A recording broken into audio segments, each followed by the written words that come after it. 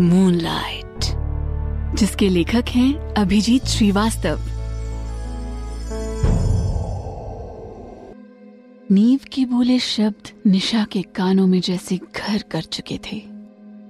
निशा हैरान थी कि नीव के साथ पिछले 4 दिनों में ऐसा क्या हो गया जो वो ऐसी डरावनी और अनरियलिस्टिक बातें कर रहा था। उसने नीव को समझाने की बहुत कोशिश की, पर वो तो जैसे निशा की कोई बात सुनने को तैयार ही नहीं था। वो बस एक ही बात को बार बार रिपीट कर रहा था। पर निशा की मुश्किल बस नीव ही नहीं था। उस टाइम उसके लिए सूजी आंटी को वहां से हटाना ज्यादा इम्पोर्टेंट था, क्योंकि जब तक आंटी रूम में थी वो अपने असली वैम्पायर रूप में नहीं आ सकती थी, और उसे ये भी अच्छे से पता था कि नीव को कंट्रोल करना उसके लिए कितना मुश्किल होने वाला है। निशा ने नीव के मुंह पर अपना हाथ रख दिया था, पर फिर भी उसके मुंह से आ रही आवाज I am vampire Nisha and so are you को वो नहीं रोक पा रही थी। वो उसे ओवर पावर कर रहा था। निशा पूरी ताकत से नीव पर चिल्लाई, नीव, shut the fuck up, you bastard! और फिर धीरे से उसके कान में बोली, Now I will tell you what a vampire is. निशा ने सूजी आंटी की तरफ देख उनसे कहा, aunty, can you do me a favor please? Yes बेटा, tell me. निशा ने सूजी आंटी को नीव के लिए स्पेसिफिकली बीट रूट का जूस बनाने के लिए कहा, और उनके कान में धीरे से कुछ खुसफुसाकर अपने पॉकेट से एक छोटा सा ब्लैक बॉक्स निकाला और उनके हाथ में रख दिया। I am vampire Nisha and so are you. हर एक सेंटेंस के बाद नीव की आवाज में एक अलग सी वाइब्रेशन थी। वो बहुत अग्रेसिव होने लगा था। निशा के लिए उसे कंट्रोल करना अब नेक्स्ट टू इम्पॉसिबल हो रहा था। I am vampire Nisha and so are you. तभी बोलते बोलते वो हंसने लगा। उसकी हंसी में एक वहशीपना झलक रहा था, और फिर उसने रूम में रखी पेंटिंग्स इधर उधर फेंकना शुरू कर दिया। वो एक एक करके अपने हाथों से बनाई पेंटिंग्स फाड़ रहा था। निशा मजबूर होकर नीव को ये सब करते देख रही थी। उसके पास अब एक ही रास्ता बचा था, और वो था नीव को बेहोश करना। उसके लिए नीव को पकड़ना और कंट्रोल करना अब नामुमकिन हो रहा था। इसलिए उसने उसके हाथों को अपने हाथों में लेकर और उसकी आंखों में आंखें डालकर उसे सुलाने की कोशिश की, पर वो अब भी एक ही बात रिपीट कर रहा था।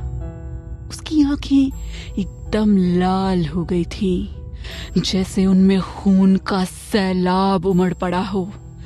निशा उसे हिप्नोटाइज करने की पूरी कोशिश कर रही थी, पर उसका ब्लैक मैजिक जैसे उसी पर भारी पड़ने लगा था।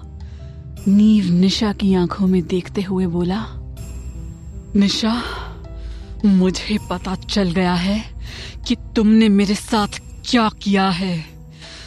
ये जो भी हो रहा है उस सब की जिम्मेदार तुम हो, बस तुम। तब निशा ने उसकी आंखों में कुछ देखा था, नीव के सपनों की एक झलक। वैम्प BCS कैफे।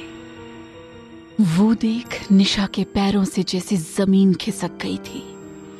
उसके मन में हजारों सवाल एक साथ जवाब की तलाश कर रहे थे। उसका डर उस पर हावी हो रहा था कि कहीं नीव को उसकी सच्चाई का पता तो नहीं चल गया। ऐसा क्या देख लिया था नीव ने अपने सपने में और निशा की आंखों में? निशा अपने राज को राज ही रखना चाहती थी।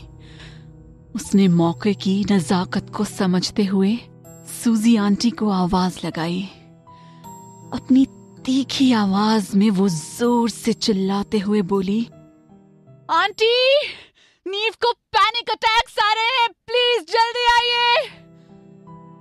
सूजी आंटी जल्दी जल्दी सीढ़ियों से होते हुए नीव के रूम तक पहुंची। जैसे ही सूजी आंटी ने दरवाजा खोला तो उनके होश उड़ गए। नीव रूम के वुडन फ्लोर को अपने नाखून से खरोंच रहा था और निशा नीव को कंट्रोल करने की कोशिश कर रही थी। सूजी आंटी भागते हुए निशा के पास गईं और उन्होंने निशा के हाथ में जूस का ग्लास दिया और आंखों से उसे इशारा किया, मानो निशा ने जो इंस्ट्रक्शंस आंटी को जूस बनाने के लिए दिए थे, आंटी ने उसे एज इट इज फॉलो किया था। ग्लास से जूस पीते ही नीव शांत सा हो गया। उसके हाथ पैर ढीले पड़ गए। रूम में एकदम से जैसे पिन ड्रॉप साइलेंस हो गया था। बाहर से आ रही पंछियों की आवाज रूम के सन्नाटे को चीर रही थी। निशा ने राहत की सांस ली। नीव को कंट्रोल करते करते वो एकदम ड्रेन्ड आउट हो चुकी थी।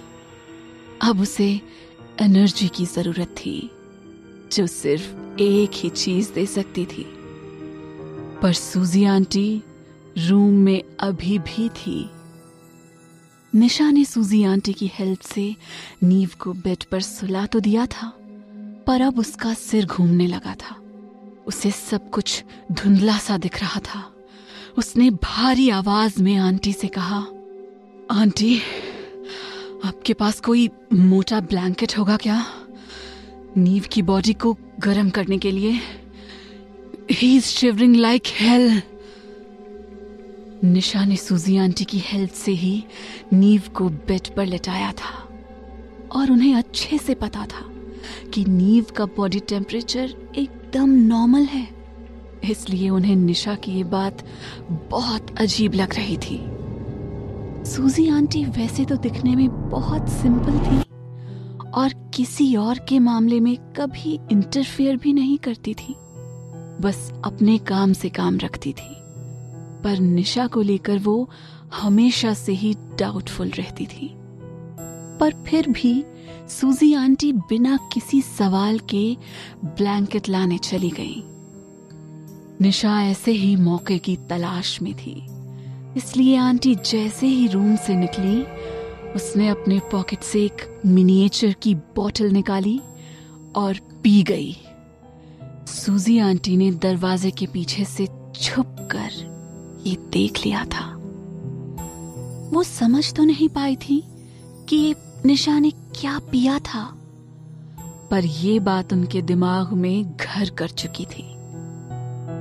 थोड़ी देर बाद आंटी एक मोटा ब्लैंकेट लेकर रूम में एंटर हुई तो उन्होंने देखा कि निशा बेड के नीचे कुछ ढूंढ रही है। उन्होंने नीचे झुककर उससे पूछा, निशा बेटा, क्या हुआ? निशा हड़बड़ा के बोली, कुछ नहीं आंटी, वो मैं अपना फोन ढूंढ रही हूँ, शायद नीचे गिर गया था। बेड के नीचे? अच्छा, मिल गया बेटा? जी आंटी। ध्यान रखा करो अपनी चीजों का बेटा। You are getting careless day by day. ये सुनकर निशा ने आंटी को ऑकवर्ड सा लुक दिया, पर सूजी आंटी ने जवाब में एक वियर्ड सी स्माइल की। आंटी को रूम में नेगेटिव एनर्जी का एहसास होने लगा था।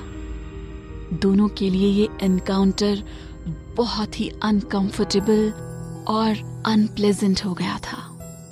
निशा को मन ही मन लग रहा था कि कहीं आंटी को उसके राज के बारे में पता तो नहीं चल गया। दोनों के बीच में जैसे कुछ देर के लिए एक अजीब सी खामोशी छा गई थी। इस खामोशी में एक डर था। तभी निशा ने धीरे से कहा, आंटी, आपसे एक रिक्वेस्ट थी। हाँ बेटा बोलो, कुछ और लाना है क्या नीव के लिए? नहीं नहीं आंटी, वो मैं सोच रही थी, एक्चुअली मैं नीव को कुछ दिनों के लिए अपने घर ले जाना चाहती थी। मैं नहीं चाहती कि आप इस उम्र में बेवजह परेशान हो। एंड आई थिंक नीव को अभी हर पल केयर की जरूरत है। पर बेटा। आंटी प्लीज मना मत करिएगा। आई इंसिस्ट, मैं नीव का बहुत ख्याल रखूंगी। Trust me. आंटी ने कुछ सोचा और फिर बहुत ही सार्केस्टिक टोन में बोली, I trust you, my darling. But इतना भी ख्याल मत रखना कि उसका यहाँ वापस आने का मन ही ना करे। नीव बहुत मुश्किल से अपनी एक्स को भुला पाया था। I don't want कि फिर से उसे कोई उसकी लाइफ में आए और वो सब करे जो उसकी एक्स ने उसके साथ किया। I know everything.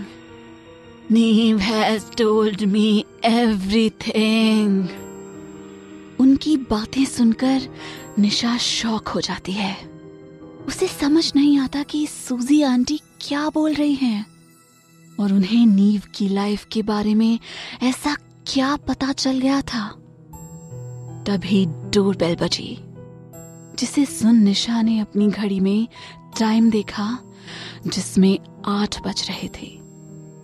डोरबेल एक बार फिर बजी। रूम की हवा में जैसे एक नशा सा फैल गया था। निशा ने चिंता भरी आवाज में आंटी से पूछा, आंटी इस टाइम कौन आया होगा? आंटी थोड़ा सोचते हुए बोली, Oh my goodness, I forgot. I had a dinner date with Victor. Victor का नाम लेते हुए आंटी हल्का सा ब्लश कर रही थी। तभी हड़बड़ाहट में निशा के मुंह से द मास्टर निकल गया। सूजी आंटी थोड़ा सा हैरान हुई और फिर स्माइल करते हुए बोली, हाँ, तुम जानती हो विक्टर को? ब्लैक कर्टन सोसाइटी का हर मेंबर द मास्टर को जानता था। विक्टर का नाम द मास्टर इसलिए पड़ा था क्योंकि उसने अपने आप को ब्लड की अनकंडीशनल लस्ट से फ्री कर लिया था और वैम्पायर को ह्यूमन वर्ल्ड में लाने वाला वही था। पर आंटी द मास्टर को कैसे जानती थी और वो सूजी आंटी से मिलने क्यों आया था? निशा बहुत शॉक थी। ये उसके लिए बिलीव करना इम्पॉसिबल हो रहा था। अब उसे आंटी पर भी शक हो रहा था, पर उसके पास इस शक को यकीन में बदलने का कोई रास्ता नहीं था। वो विक्टर के सामने नहीं आ सकती थी। इसके पीछे उसकी अपनी मजबूरियां